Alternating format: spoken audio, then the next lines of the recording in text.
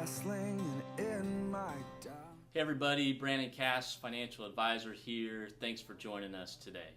So King Solomon said, invest in 7 ventures, yes, in 8. You'll never know what disaster may come upon the land. So this wisdom speaks directly to the concept of diversification. Now in our investment world today, maybe stocks are doing well one year, maybe bonds doing well the next. Today I want to talk about another way to diversify, and that's by investing in a real estate investment trust, also known as a REIT. Now, before a company can become a REIT, they've got to commit to some rules. Here are a few.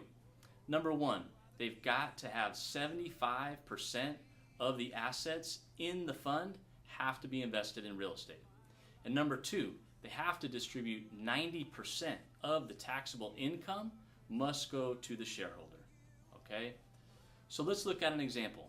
Now, I've been hired by a REIT to be the portfolio manager, and this particular fund is going to concentrate on apartments.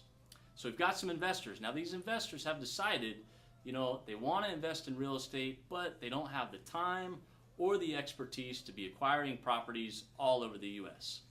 So we've got John up in Idaho. He's going to invest in the fund. We've got Derek in Oregon. He's going to invest in the fund. We've got Amanda in Montana. She's going to invest in the fund. And we've got Jackie in Washington. She's going to invest in the fund. All right, so much like a mutual fund, which actually real estate investment trusts were modeled after, these folks have just mutually funded this investment.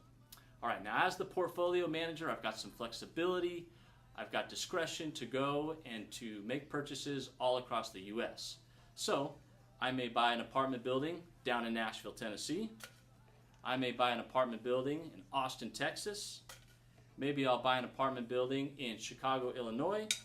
And maybe I'll buy an apartment building in San Francisco, California. Okay, now that we own these properties, all of the cash flow that's coming in, remember, 90% of it must be distributed to the shareholder. Now as a shareholder, you've got some options.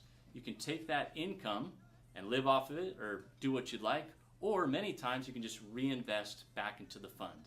And your total return on the REIT is going to come as the increase or decrease of the portfolio, the underlying properties, however they're doing.